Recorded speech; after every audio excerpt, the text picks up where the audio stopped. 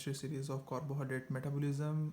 इंशाल्लाह ताला ये एक बहुत ही स्पेशल होने वाली सीरीज़ है, क्योंकि इसमें मैंने बहुत सारा वर्क किया हुआ है और ये चीज़ें आपको इस तरह से कवर करवाई जाएंगी कि आपकी कोई भी किसी भी एक फील्ड में आपकी कमी ना रहे। MCQ हो, SCQ हो, एक डिफरेंट एंगल से जो क्वेश्चन आता है वो हो, या आपके थ्योरी रीडिंग हो बुक की, वो भी साथ साथ जल्दी रहेगी। और सबसे बढ़ के हम जो है अपने नोट्स पे भी वर्क करेंगे। याद रखिएगा कि नोट्स जो हम बनाएंगे ये आपने अगर एज इट इज़ बना लिए, ये आपको बुक पढ़ने की भी ज़रूरत प्रॉफ में नहीं पेश आएगी। इतने अच्छे से नोट्स आपके प्रिपेयर हो जाएंगे। बाकी इंशाल्लाह ताला शुरू करते हैं।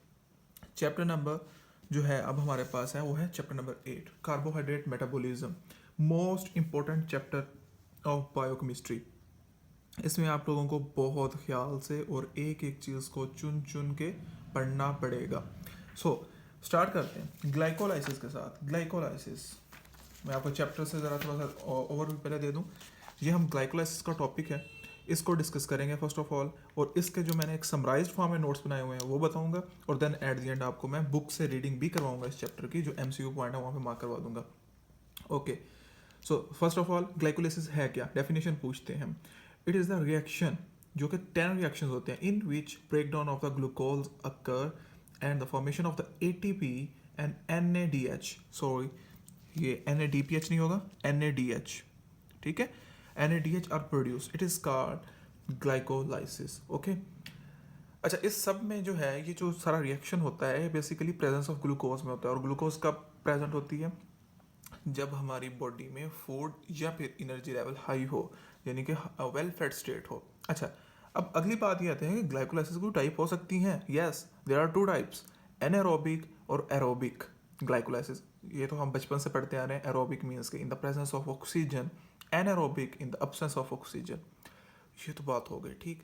हम कैलकुलेशंस तो आगे पढ़ेंगे, कैलकुलेशंस को हम आगे पढ़ेंगे कि एक्चुअली में किस तरह से डिफरेंस आता है। वो अभी रीज़न बताना ज़रूरी नहीं है। बेसिकली नेट इसमें 7 ATP प्रोड्यूस होते हैं, इसमें 2 ATP प्रोड्यूस होते हैं। क्यों होते हैं ये मैं आपको आगे बता दूंगा। अब जो ग्लाइकोलाइसिस हम पढ़ेंगे उसके बेसिकली जो है वो 2 फेजेस होते हैं, एक एनर्जी इन्वेस्टिंग फेज और एक होता है energy generating phase. Investing phase क्या है, फर्स्ट 5 रिएक्शन जो होंगे वो एनर्जी इन्वेस्टिंग के होंगे और बाकी जो 5 होंगे वो जनरेटिंग के। फर्स्ट में 5 में हम एनर्जी देंगे, डिलीवर नहीं, हम उनको रिएक्शंस को अक्कर करवाने के लिए, उनको कंप्लीट करवाने के लिए एनर्जी प्रोवाइड करेंगे इन फॉर्म ऑफ ATP, और बाकी सूरतों में हम जो है एनर्जी इस रिएक्शन से लेंगे। अच्छा, बेसिकली 1 बाय 1 चलते हैं। फर्स्ट ऑफ ऑल जो ग्लूकोज होता है हम इसकी फास्फोरिलेशन कराते हैं। अब जहाँ पे आपको पूरी बायोकेमिस्ट्री में काइनेज का वर्ड आए, क्या है, काइनेज का वर्ड आपको मिले, काइनेज का होगा मतलब फास्फोरिलेशन, मीन्स कि ये एंजाइम ATP यूज़ करेगा और ATP यूज़ करके फॉस्फेट ऐड करेगा। ठीक है, याद रखिएगा ATP हमेशा यूज़ करेगा। अब यहाँ पे भी ये हुआ, 2 एंजाइम पड़े हुए हैं, ग्लूकोकाइनेज और हेक्सोकाइनेज, दोनों इसमें यूज़ होते हैं। इन्होंने ATP को यूज़ किया और ADP में कन्वर्ट किया और इसके फॉस्फेट को उन्होंने ऐड किया ग्लूकोज के साथ। बेसिकली ये एक स्टेप होता है जिसके थ्रू ग्लूकोज को इंट्रैप किया जाता है, ब्लड से निकाला जाता है टिश्यू में। ठीक है, तो ग्लूकोज 6 फॉस्फेट बन गया। अब आगे क्या हुआ, ग्लूकोज 6 फॉस्फेट को हमने कन्वर्ट करवाया फ्रक्टोज 6 फॉस्फेट में। जैसे कि आपने फर्स्ट ईयर में पढ़ा, ग्लूकोज और फ्रक्टोज आपस में आइसोमर होते हैं। तो बेसिकली हमने एक एंजाइम यूज़ किया, फास्फोग्लूको आइसोमरेज। नाम क्यों रखा हमने ऐसे, देखो ये एक ग्लूकोज है जिसके साथ फॉस्फेट ऐड था, तो फास्फोग्लूको आइसोमरेज मतलब कि इसकी आइसोमराइजेशन ही हो रही है ना। ठीक है, ओके। अब क्या हुआ, अब ये हुआ कि फ्रक्टोज 6 फॉस्फेट जो है वो बेसिकली कन्वर्ट होता है फ्रक्टोज 1,6 बिस फॉस्फेट में। अब क्या हुआ, देखें पहले 6th पोजीशन पे एक फॉस्फेट था, अब वो फर्स्ट पे भी है और 6 पे भी है, तो हमने एक फॉस्फेट ऐड किया है। इसके लिए अगेन हमें कुछ ऐसा एंजाइम रिक्वायर्ड होगा जो बेसिकली ATP को यूज़ करे और फास्फोरिलेशन करवाए, मतलब कि kinase, one and only kinase. तो उसके लिए क्या किया, ATP यूज़ की, और जो एंजाइम रिक्वायर्ड है उसका नाम फिर हम वैसे ही रखेंगे जैसे कि हमने ग्लूको रखा था ना, या हम कहेंगे फास्फोफ्रक्टोकाइनेज 1। That's it. कोई चीज़ मुश्किल तो नहीं है ना। हमने किस तरह से नाम रखने हैं, इस तरह से रखने हैं। ओके, ये रखे नाम हमने। उसके बाद फ्रक्टोज 6 फास्फेट जो है वो 1,6 बिस्फॉस्फेट में कन्वर्ट हुआ। उसके बाद ये जो है in the presence of enzyme aldolase. Aldolase मतलब कि ये अलग अलग करवा देता है। एल्डो मतलब अलग अलग, निमोनिक के तौर पे याद रख लो आप। दो चीज़ें बनवाई इसने, ग्लिसरॉल एल्डिहाइड 3 फास्फेट एंड दूसरी तरफ डाईहाइड्रोक्सी एसीटोन फास्फेट।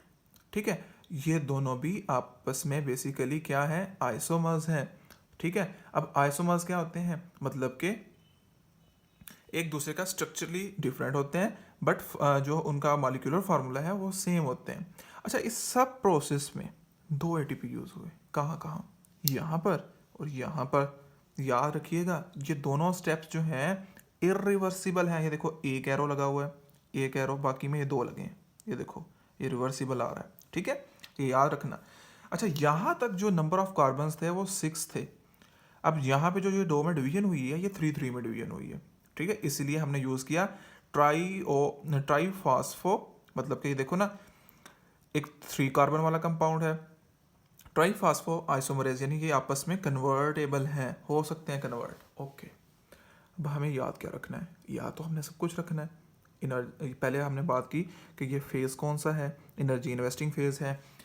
उसके बाद हमने बात याद रख ली एंजाइम कौन से हैं, एटीपी कैसे आपको, अच्छा एटीपी को अलग से याद रखने की जरूरत नहीं है कि फर्स्ट में ये वो, जहाँ पे काइनेज आया आपने एटीपी लगा देना। ओके, अब थोड़ी सी हम इसकी रेगुलेशन की बात कर लेते हैं कि कुछ क्या होता है कि कोई सबस्ट्रेट दूसरे को इनहिबिट करवा रहे होते हैं और कुछ उसको एक्सलरेट भी करवा रहे होते हैं।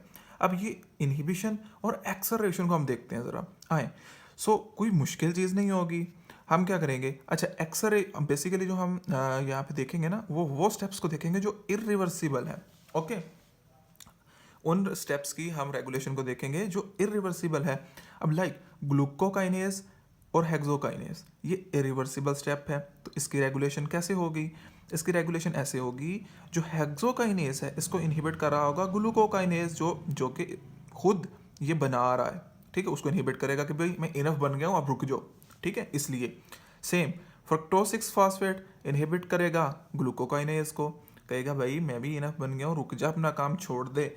ठीक है, ये हमने फर्स्ट इरिवर्सिबल स्टेप की रेगुलेशन देख ली। अब आते हैं सेकंड पे।